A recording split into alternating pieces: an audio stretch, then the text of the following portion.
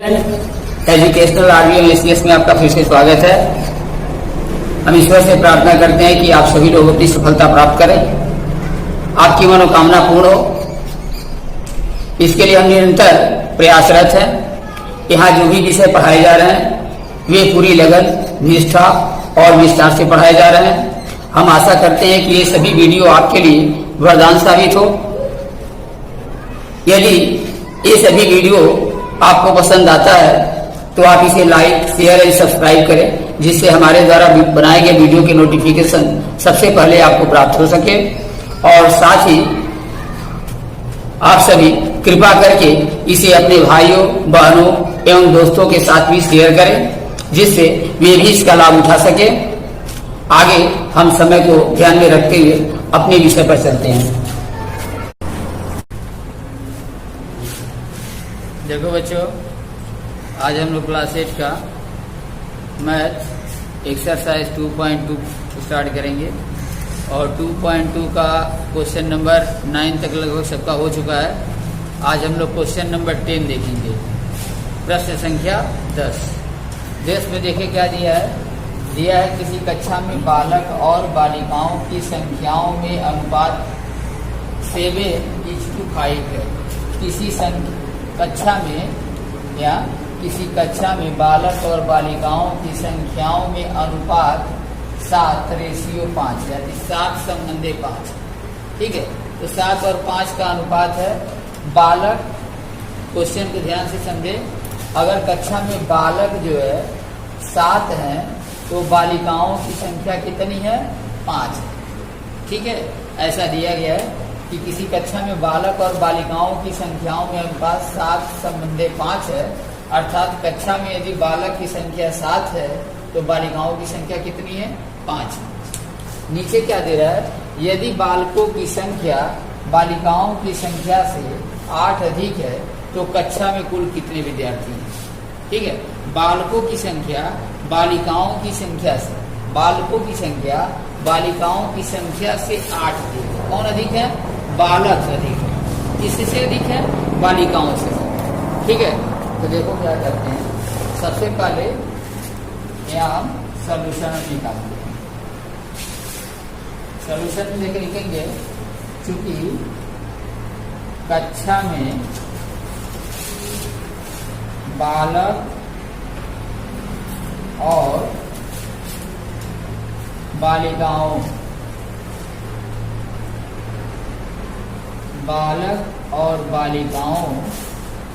का अनुपात,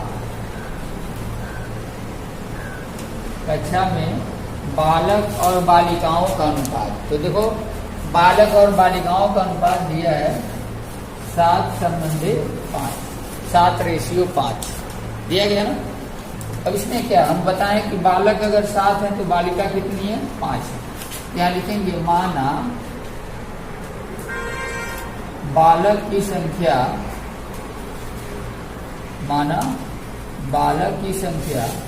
7 तथा बालिकाओं की संख्या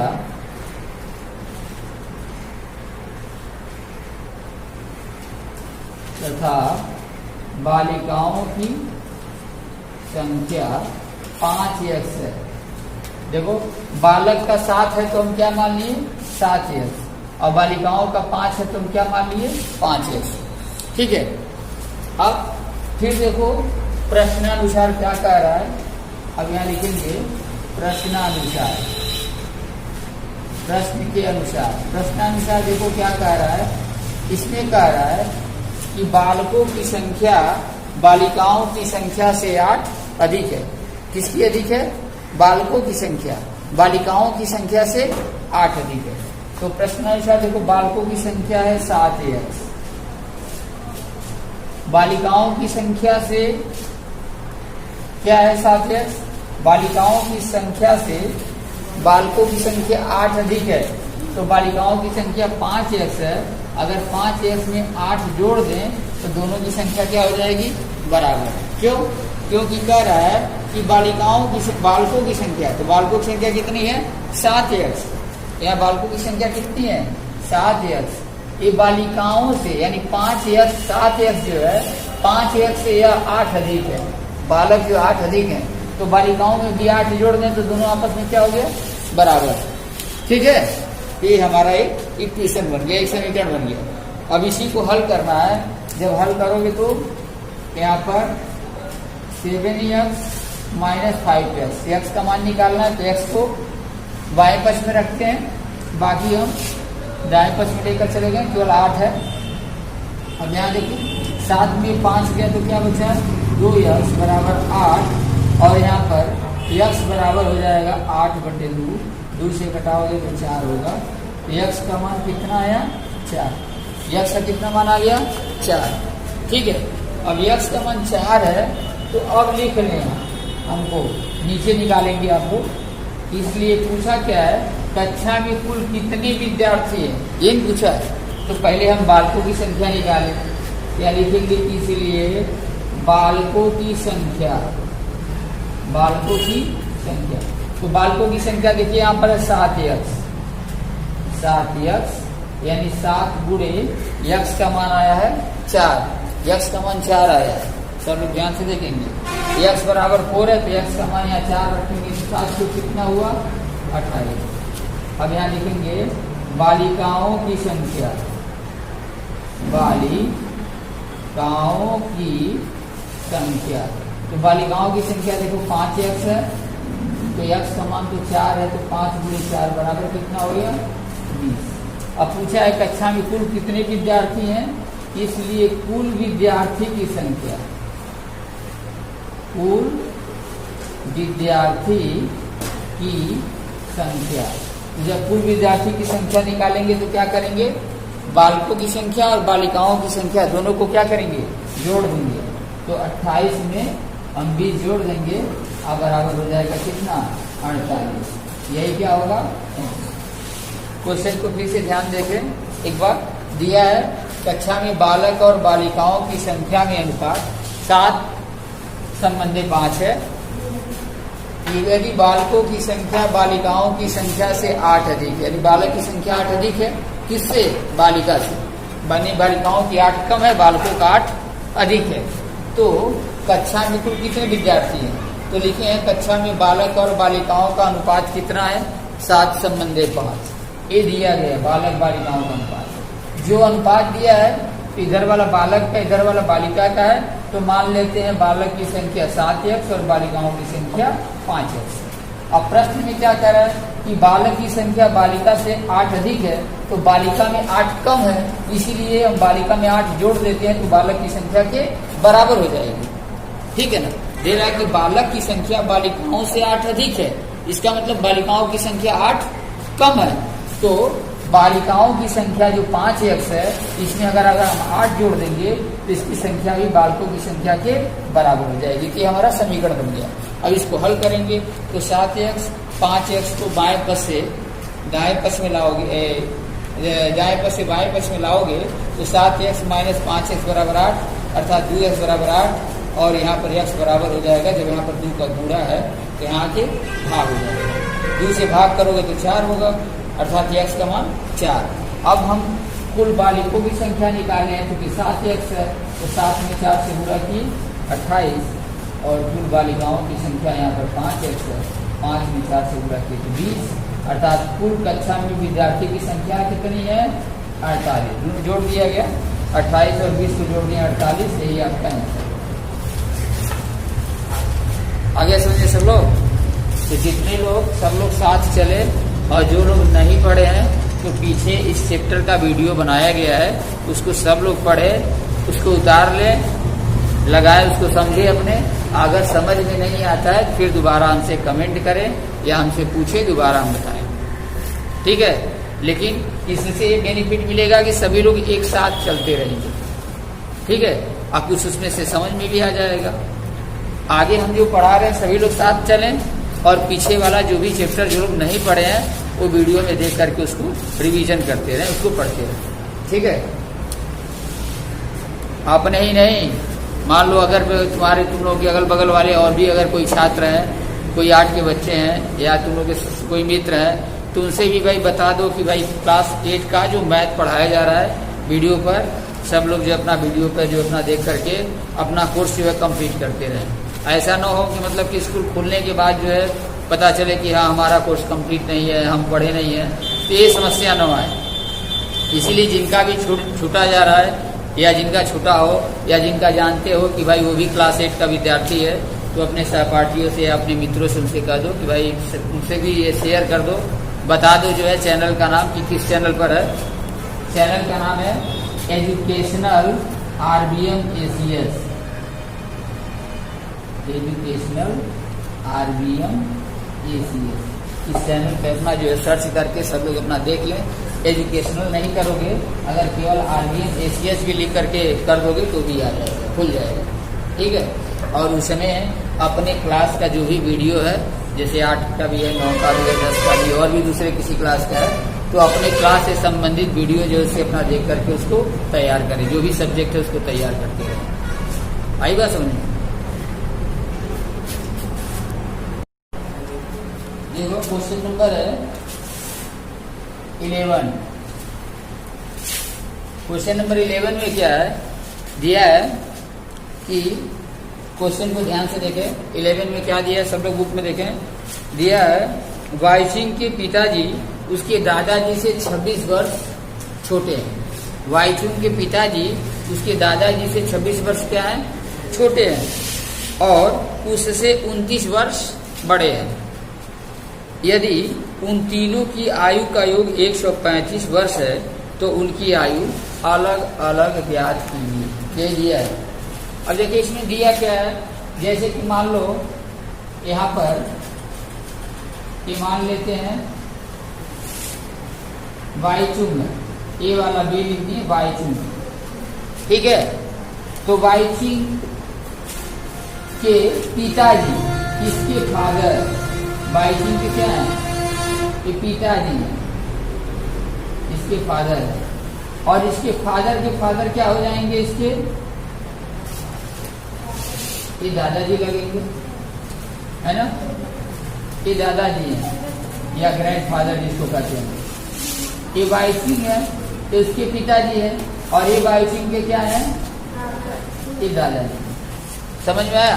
अब कह रहा है वाईचिंग के पिताजी उसके दादाजी से 26 वर्ष छोटे हैं, यही है ना। वाईचिंग के पिताजी उसके दादाजी से 26 वर्ष क्या है, छोटे हैं, ठीक। और उससे 29 वर्ष बड़े हैं। किससे बड़े हैं, वाईचिंग से। आई बात समझ में? यहाँ पर सबसे पहले वाईचिंग का लिखेंगे, चूंकि मान लेते हैं माना वाईचिंग की आयु बराबर x वर्ष। वाईचिंग की आयु कितना मान लिए, x वर्ष मान लेते हैं, ठीक है। इसलिए पिता की आयु कितनी हो जाएगी, इसके पिता वाईचिंग के पिता की आयु। तो देखो वाईचिंग की आयु जब x है और दिया है कि वाईचिंग के पिताजी उससे 29 वर्ष बड़े हैं, लिखा है ना किताब में। किताब में क्वेश्चन को देखेंगे, दिया है वाईचिंग के पिताजी उसके दादाजी से 26 साल छोटे हैं। मतलब इन दोनों में, ये वाला, इन दोनों में पिता और दादाजी के 26 साल का अंतर है इन दोनों में। मतलब ये 26 साल बड़े हैं, 26 साल क्या है, छोटे हैं। और वाईचिंग से इसके पिताजी क्या है, 29 वर्ष बड़े हैं, ये वाले बड़े हैं, और ये 26 वर्ष बड़े उसके दादा है, ठीक। इसका जितना मानोगे, अब जैसे देखो यहाँ पर हम कुछ दिए हैं, ध्यान से देखें। अब जैसे कि मान लो ए वाईचिंग है, उसके पिताजी हैं, इनके पिताजी के पिताजी वाईचिंग के क्या लगेंगे, दादाजी। यही दिया है ना, हम बताएं। तो वाईचिंग के पिताजी वाईचिंग से 29 वर्ष जो है बड़े हैं, यानी 29 साल इसमें अगर जोड़ देंगे वाईचिंग की आयु में, 29 जोड़ेंगे तो उसके पिताजी की आयु मालूम हो जाएगी, ठीक। और उसके पिताजी उसके दादाजी से 26 साल क्या है, छोटे हैं, इसका मतलब क्या है कि पिताजी की आयु में अगर 26 जोड़ देंगे तो किसकी मालूम हो जाएगी, दादाजी की आयु मालूम हो जाएगी। तो देखो वाईचिंग की आयु यक्स है, पिता की आयु क्या होगा, यक्स धन 29, यक्स में 29 जोड़ोगे तो किसका मालूम हो गया, वाईचिंग के पिता की आयु।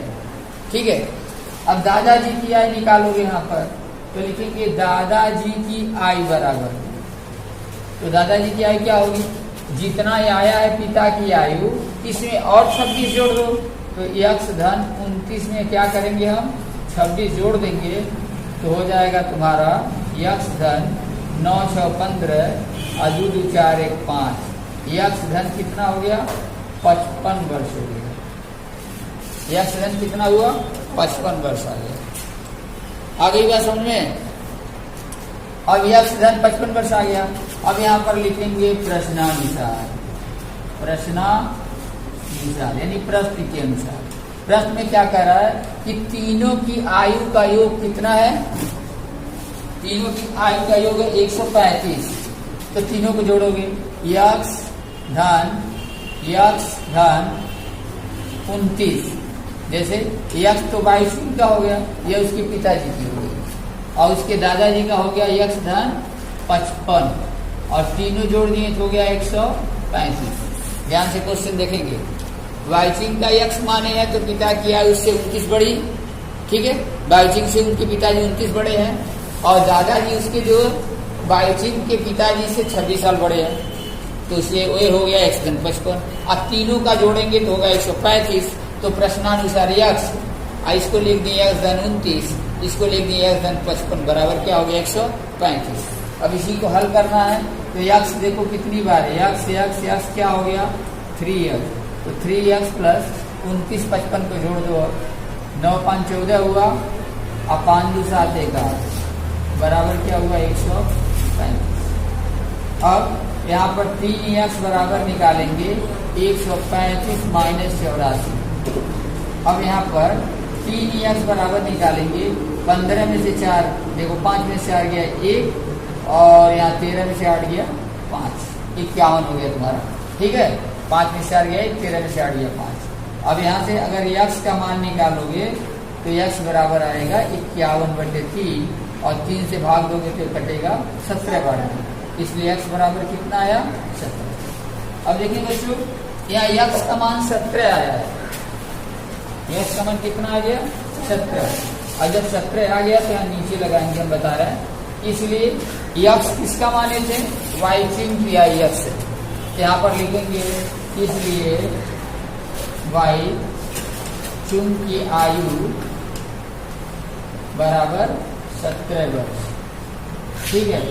अब पिता की आयु बताना है, यहाँ पर लिख देना पिता की आयु बराबर किसके पिता, वाईचिंग के पिता की आयु। तो देखो यक्स धन 29 है, तो यक्स का मान तो 17 आया है, तो 17 धन 29 तो हो जाएगा 9 7 16, और 2 1 3 1 4, ये हो गया तुम्हारा 46 वर्ष, ठीक है, पिता का हो गया। अब यहाँ पर निकाल दोगे दादाजी की आयु बराबर, दादाजी की आयु बराबर, तो दादाजी की आयु कितनी होगी, यक्स धन 55, तो यक्स का मान तो 17 है, 17 में 55 जोड़ दो तो हो गया तुम्हारा 55 7 62 7 5 12 और 5 1 6 यानी 72 वर्ष। तो आंसर सबका तीनों का कितना कितना आया, एक का आया 17 वर्ष, और दूसरे का आया 46 वर्ष, और तीसरे का आया 72 वर्ष। ये हमारा क्वेश्चन को देख लें फिर से। सबसे पहले क्या किए हैं हम, यहाँ पर वाईचिंग की आयु यक्स मान ली है, माना वाईचिंग की आयु यक्स है, तो चूंकि उसके पिता उससे 29 साल बड़े हैं तो पिता की उम्र जो है निकालने के लिए यक्स में 29 जोड़ दिए। दादाजी जो पिताजी से 26 बड़े हैं तो पिताजी का यक्स धन 29 है, उसमें 26 जोड़ दिए तो आ गया यक्स धन 55, के हो गई दादाजी की आयु। और किताब में दिया कि तीनों की उम्र बराबर 135 है, तो तीनों को जब जोड़ेंगे तो यक्स यक्स यक्स 3 बार 3 यक्स आयु 29 55 84 बराबर 135। यहाँ पर 3 यक्स 84 को दूसरे पक्ष में ले जाएंगे दाहिने पक्ष में तो घट जाएगा, बचेगा 51। यक्स बराबर निकालने के लिए 51 3 से भागिए तो आ गया 17, और ये x बराबर 17 आया। तो x किसकी आयु माने थे? वाईसिंह की आयु, इसलिए वाईसिंह की आयु हो जाएगी 17 वर्ष। वाईसिंह के पिता की आयु x 17 में x में 29 जोड़ देंगे, यानी 17 में 29 जोड़ेंगे 46 वर्ष। और दादाजी की आयु देखें यहाँ पर x धन 55 है, तो 17 में 55 जोड़ देंगे तो 72 वर्ष। ये आपका आंसर।